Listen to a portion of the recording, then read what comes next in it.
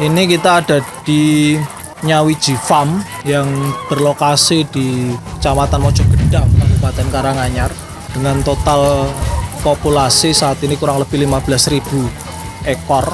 Luasan area saat ini yang kita gunakan 5.000 meter persegi, yang kita bagi jadi 10 klaster ayam, masing-masing sekitar 1.500-an kurang lebih. Kenapa memilih bidang peternakan? Setelah melihat kondisi komoditas yang selama ini atau barang atau bisnis yang selama ini berjalan, ya paling aman ya bisnis pangan.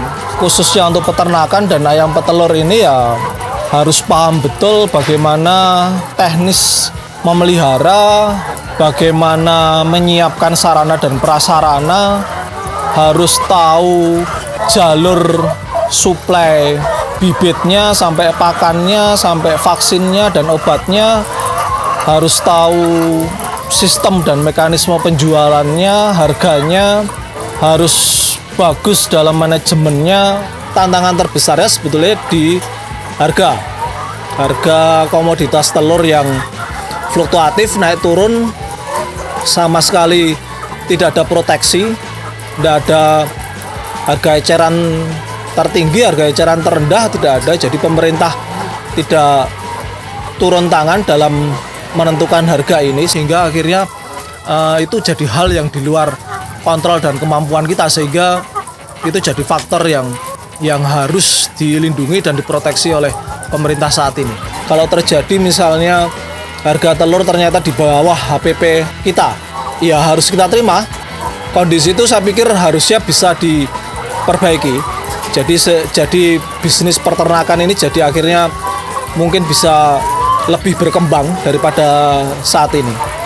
Selain itu ya faktor teknis dalam pemeliharaan ayam, misalnya kayak kondisi kesehatan ayam, ya itu memang faktor teknis, tapi itu jadi tantangan terberat bagi para peternak.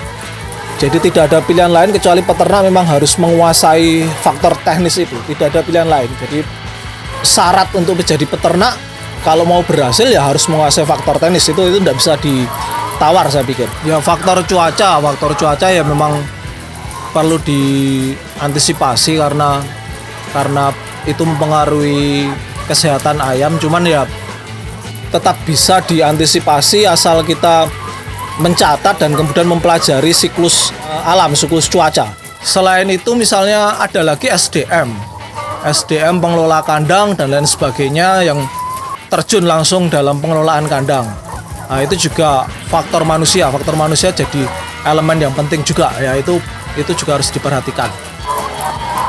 Selain itu faktor lingkungan artinya ya semakin besar area perkotaan otomatis akan semakin banyak perumahan dan lain sebagainya, juga mempengaruhi. Artinya peternak akan semakin minggir, semakin jauh dari kota, ya itu yang terjadi karena sangat sedikit atau banyak dari lingkungan yang tidak bisa menerima ketika daerahnya menjadi kawasan peternakan. Itu juga tantangan tersendiri. Tapi selama itu bisa didiskusikan dengan baik dengan warga, saya pikir harusnya itu bisa dikoordinasikan, bisa terlaksana.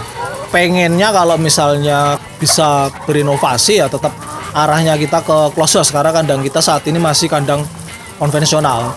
Kalau close house ya semua otomatis, pakan otomatis, feses atau tai ayam ini bisa dibersihkan secara otomatis. Hasil panen ayam kemudian bisa keluar dari kandang secara otomatis, di-packing secara otomatis juga. Ya, harapannya bisa seperti itu.